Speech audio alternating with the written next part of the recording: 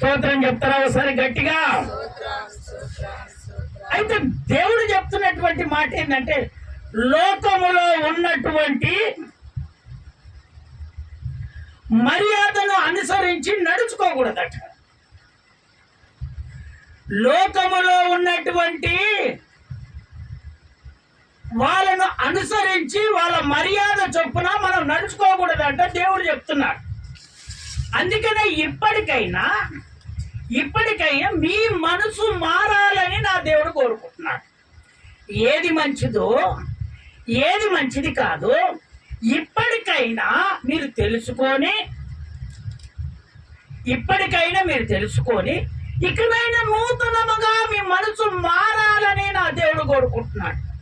లోక పద్ధతులను తీసివేయమంటున్నాడు, లోకపు ఆలోచనలు తీసివేయమన్నాడు. ఇప్పుడు ఎప్పుడైతే లోక ఆచారాలను బట్టి నువ్వు నడుచుకుంటావో ఇక నీవు నూతనముగా మార్చబడవు. ఎందుకు మార్చబడవంటే, నీకు పొద్దుగాల లేస్తే లోకములో ఉన్నటువంటి ఆలోచనలు వచ్చేస్తే నీ మనసు ఎప్పుడు రూపాంతరము పొందుతుంది, నీ మనసు ఎప్పుడు దేవుని వైపు తిరుగుతుంది. అందుకనే నా ప్రభుత్వం ఏది మంచిదో ఏది మంచిది కాదో నీ నిరీక్షణ కలిగి ఇప్పటికైనా ఆ లోక మర్యాదలను తీసివేసి లోకములో ఉన్నటువంటి ఆలోచనలన్నీ పక్కకు పెట్టి ఆ మర్యాదలను తీసివేసి ఇకనైనా మీరు నూతనముగా మార్చబడాలని దేవుడు కోరుకుంటున్నాడు. ఎవరైతే లోక మర్యాదల చొప్పున మేము నడుచుకోకుండా ఉంటామని ఈరోజు మీరు తీర్మానం చేసుకుంటారో మీ కార్యాలన్నీ నా దేవుడు సఫలపరిచాడు. స్తోత్రం చెప్తారా ఒకసారి గట్టిగా? అక్కడ ఏమి సందేహం లేదు.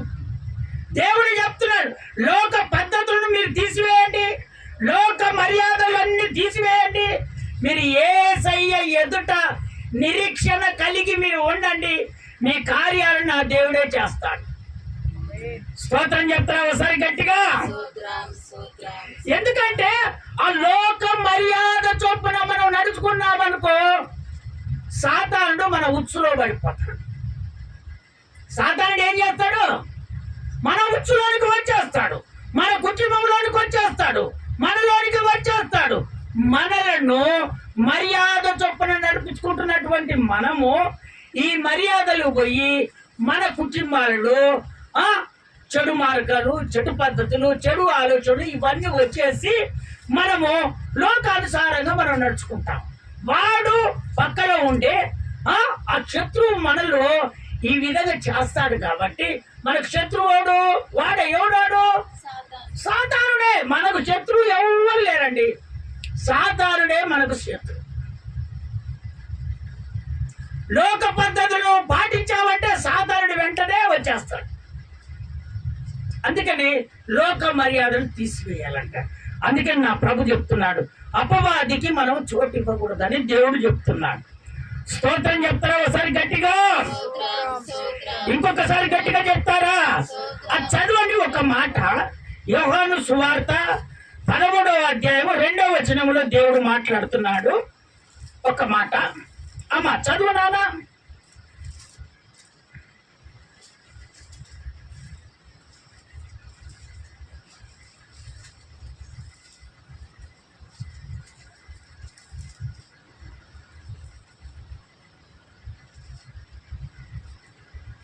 యోహాను సువార్త 13వ అధ్యాయం 2వ వచనం నాన్న. 2వ వచనం. వారు భోజనము చేయుచుండగా, వినండి ఇప్పుడు బాగుండండి. వారు భోజనము చేయుచుండగా ఆయనను అప్పగింపవలనని సీమోను కుమారుడగు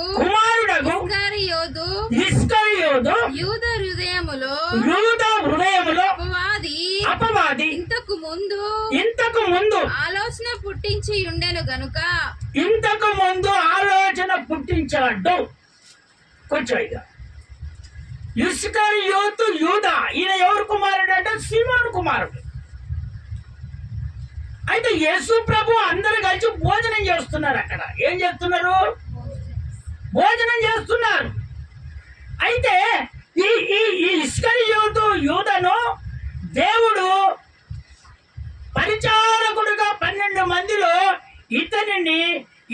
నమ్మాడు. ఎవరు? యేసు యేసు ప్రభు ఎక్కువ నమ్మాడు. ఎక్కువ నమ్మితే వీడేం చేశాడో తెలుసా? లోక మర్యాద చొప్పున నడుచుకుంటున్నాడు. యేసయ్యకు తెలియదని, శిష్యులకు తెలియదని అనుకొని అదే పద్ధతిలో నడుస్తున్నాడు.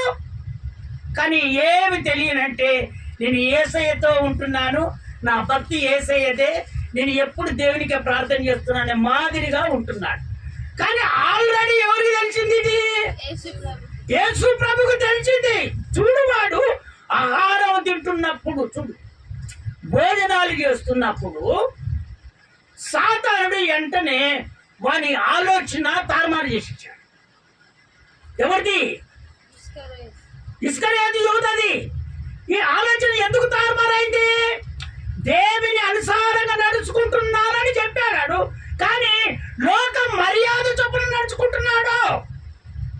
డబ్బు పిచ్చి, కొంతమందికి డబ్బు పిచ్చి, పని పిచ్చి, దేవుని మందిరం ఎగువట్టడం.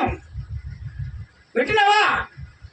పని లేకుండా పని ఉన్నదని నటించడం, ఇట్లా అనారోగ్యం రాకుండా నాకు అనారోగ్యం వచ్చిందని చెప్పడం, ఇవన్నీ ఎవరికి తెలుస్తుంది అంటే యేసయ్యకి తెలుస్తుంది. చూడు, అప్పుడే సాతానుడు అని ప్రేరేపించాడని ఆల్రెడీ యేసయ్యకు తెలుసు. అయినా కూడా యేసయ్యకు తెలుస్తుందని అనుకోలేదు. చూసుకో, ఎందుకు అనుకోలే? యేసయ్య అద్భుతాలు చేస్తుంటే చూసిండు. చూపు లేని వారికి చూపు అద్భుతం చేపిస్తే చూచాడు. కుష్టు రోగులకు బాగు చేస్తూ చూచాడు. ప్రతి ఒక్కరికి స్వస్థత కలుగుతున్నాయని చూచాడు. ఆశీర్వాదం లేని వారికి ఆశీర్వాదం కలుగుతుందని చూచాడు. అన్ని చూచాడు, కానీ లోకానుసారంగా నడుచుకున్నాడు. వెంటనే యేసయ్య గ్యాదర్ చేశాడు. వీడు డబ్బుకు ఆశపడతాడు. అయినా యేసయ్య కానుక పెట్టే మొత్తం అతని దగ్గరనే ఉంచాడు. అయినా కూడా అది చాలక కొంతమందికి 6 రోజులు పని దొరుకుతూనే ఉంటది, 7వ రోజు కూడా పనికి వెళ్తూనే ఉంటారు. వీళ్ళది కోరిక ఏంటంటే లోక ఆచారం, లోక పద్ధతులు, లోక ఆలోచనలు. ఇవన్నీ నా ప్రభు చెప్తున్నాడు. వాటిని అన్నిటిని ఎప్పుడైతే తీసివేస్తావో నీ కుటుంబంలో దేవుని కార్యం ఖచ్చితంగా జరుగుతుంది. స్తోత్రం చెప్తారా? ఒకసారి గట్టిగా, ఇంకొకసారి గట్టిగా చెప్తారా? వాడు ఆ విధంగా లోకానుసారంగా నడుచుకున్నాడు. అతనే ఉరి పెట్టుకొని తల కిందలై చచ్చిపోయాడు. దేవుడు ఏమండే వెళ్ళిండు, తట్టుకోలేక చెట్టుకు ఊరేసుకొని తల కిందలై పేగులు బయటకు వెళ్ళేటట్టు చచ్చిపోయాడు. ఆ పని ఎందుకు తెచ్చుకున్నాడు? అందుకని నా ప్రభు అంటున్నాడు, ఈ లోక ఆచారాలు, లోక పద్ధతుల్లో మీరు తీసివేసి నూతనంగా మీరు జీవించండి, నూతన బ్రతుకులోనికి మీరు రావండి. ఎప్పుడు లోకంతో నీకేం పనికా? ఇప్పటికైనా లోకాచారాలు తీసేసి ఆ మర్యాదను తీసివేయండి, ఆ పద్ధతులను తీసివేయండి, ఆ ఆలోచనలను తీసివేయండి. అవి తీసివేసి నన్ను వెంబడించండి. ఇప్పటికైనా మీరు నూతనముగా మార్చబడండి, మీ కార్యాలను నేను సఫలపరుస్తానని దేవుడు చెప్తున్నాడు.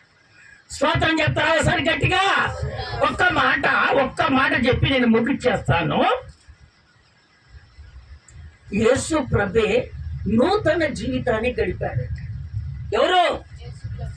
యేసు ప్రభు ఈ భూమి మీదకి వచ్చి నూతన జీవితాన్ని గడిపాడు.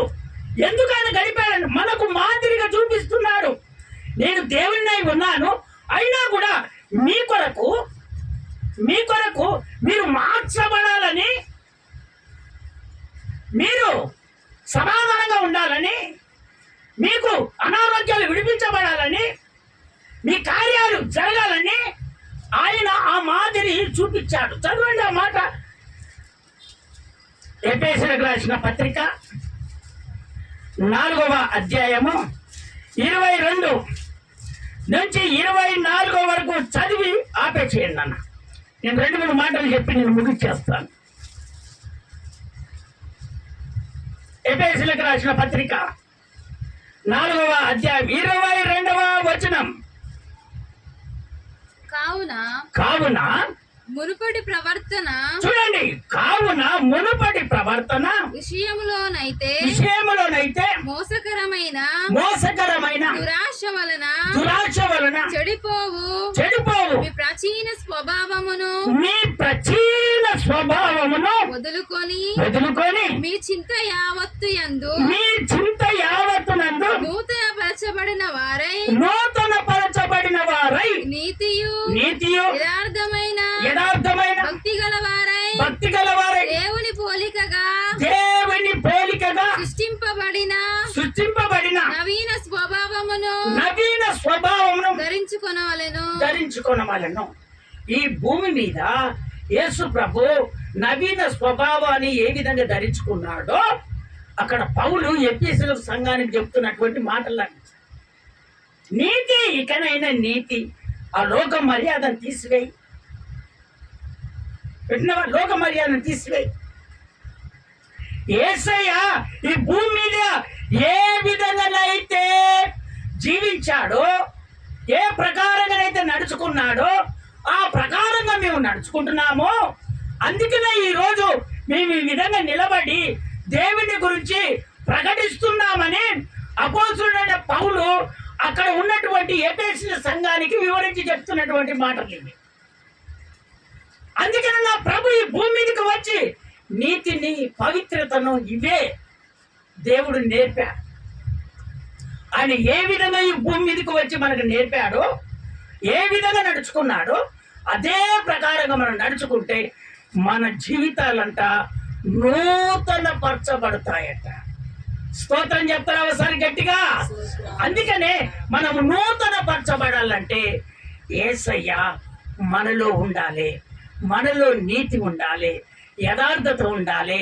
పనికి మళ్ళీ అన్ని తీసివేసి వీటిని అనుసరించి మనం నడుచుకున్నప్పుడు శత్రువు మన దగ్గరికి రాడు. వింటున్నావా? మనము లోకం జోలికి వెళ్ళము, వాళ్ళు చెప్పినవి వింటాం కానీ వాళ్ళ అనుసారంగా మనము నడుచుకోము. ఈ ప్రకారంగా మీరు జీవించినట్టయితే మీ కుటుంబంలో ఏది కావాలని మీరు ఆశపడుతున్నారో, ఏది జరగాలని మీరు ఆశపడుతున్నాయో అవన్నీ నా ప్రభు చేస్తాడు. కానీ లోక మర్యాద చొప్పున మీరు నడుచుకోకూడదని దేవుడు చెప్తున్నాడు. ఆయన మీరు ఖచ్చితంగా మనసు మార్చుకోండి, ఇకనైనా మీరు మార్చుకొని నూతనముగా మీరు జీవించాలని నా దేవుడు కోరుకుంటున్నాడు. మనం అందరం నిలుమొక్కల మీద ఉండి తీర్మానం చేసుకుందాం. మనమందరం నిలుమొక్కల మీదకి వచ్చేద్దాం. అందరం నిలుమొక్కల మీదకి వచ్చి తీర్మానం చేసుకుందాం. ప్రభు ఎదుట తీర్మానం చేసుకుందాం. ఎస్ ఎస్ ఎస్ ఎస్ ఆహారము కంటే ప్రాణము ముఖ్యం.